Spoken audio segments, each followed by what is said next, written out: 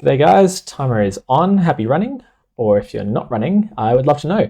I've set up a poll on the STEPN Injury Prevention Facebook group to find out a bit more about you guys and where you listen to this, and that's to decide what I do with these shows going forward, whether I try and make them optimized for audio or video. So if you are using it like I originally thought up, of listening while you're doing your daily run, then I'll stick with predominantly audio. But if you are watching it or listening to it when you're not running, then adding in some visual elements might be a useful thing for you guys.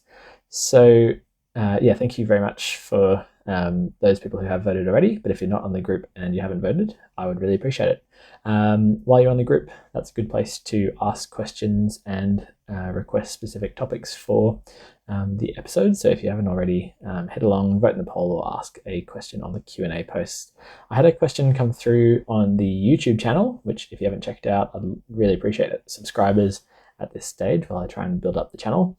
And it came from Modern Crystal, who was asking me basically where I am at on my STEPN journey, which sneakers I use, how much energy I use a day. So at the moment, just the one pair of runners for me. I've just got the 2 energy, which is just the 10 minutes of running reward per day. So didn't have a lot of capital to outlay into this. So as much as I would love to be earning more, I do have a baby on the way and a small business that I run as well. So do have to be a bit conservative with the funds. So I've only just got the one sneaker, but I've just kind of got enough now to potentially get a second, but figuring out what I'll do with ideally trying to get to enough to be able to mint a third.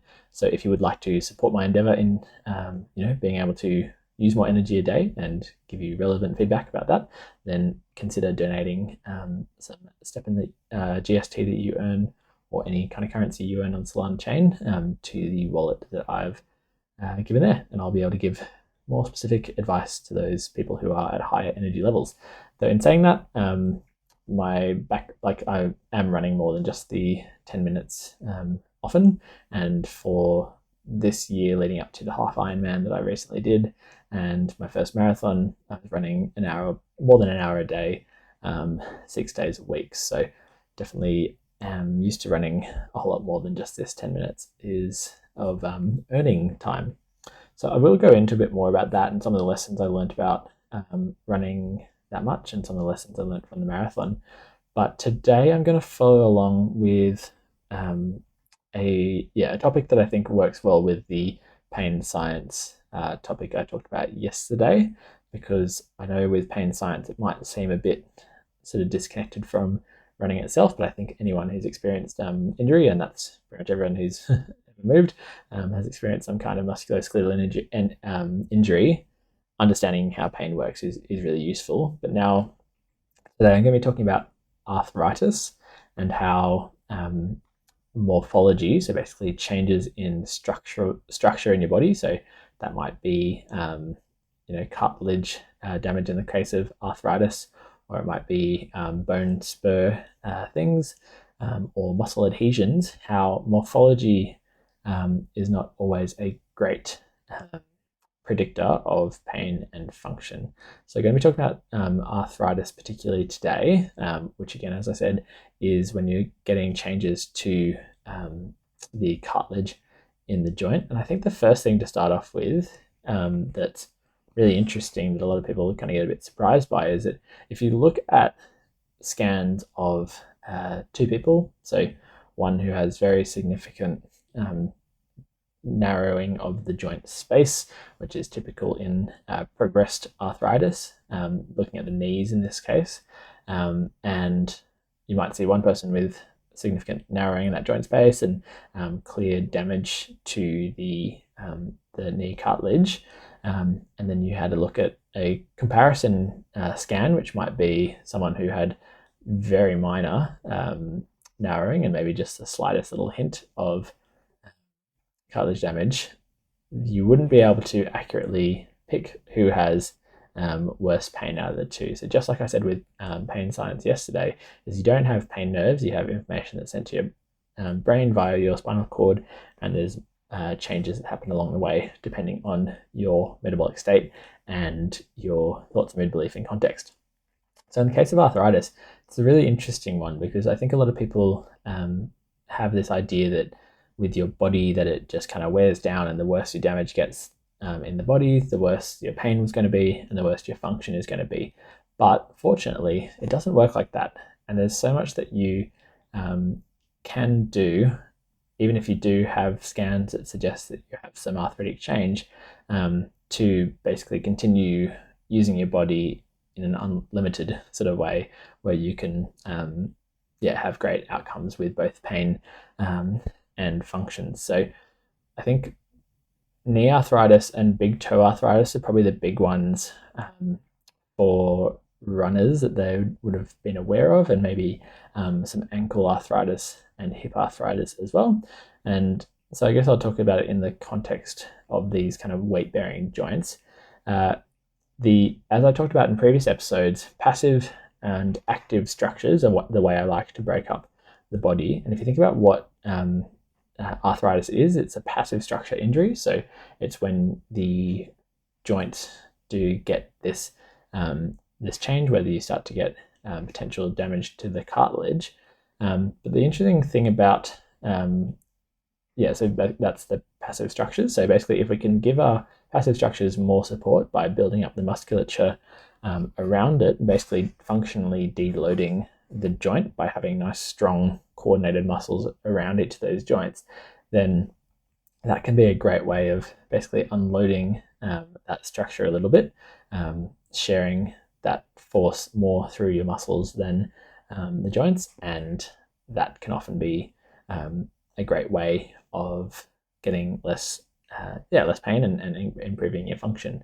The second thing is the idea that loading is bad for your cartilage, and the reason why we have cartilage is to absorb and disperse loads. So just the body is such a amazing structure where there's this idea of basically the idea of a concept called anti-fragile. So I think a lot of people think about the body in the dichotomy of fragile versus robust, and you're on the spectrum of either you're fragile and the opposite of fragile is robust. But Nassim Taleb talked about this idea, and it wasn't in the context of human bodies, but of something, the opposite of fragile being the opposite of fragile being anti-fragile. And what that means is basically it's the stress. When you get stressed, if you had a robust structure, you'd gradually wear down and wear away if it just continuously got stressed. But with something that's anti-fragile, it actually gets stronger and more resilient the more stress that's placed on it. So I think this is a really useful way of thinking about arthritis, and you've just got to get the load management right. And I've talked a bit about this in previous episodes about how you can use macro loading, so programming principles, to give yourself a great program, and also micro loading, so getting your technique dialed in, so every step is optimal for your body, and then looking at how that stimulus of the loading plus recovery gives you a chance at having good adaptation. So it's all of those factors that we've talked about, and the strength training we've talked about as well, that builds up the active structure around your joints. All of these things are basically building your body up to be capable, even if you do have arthritic change in the cartilage. So humans truly are anti-fragile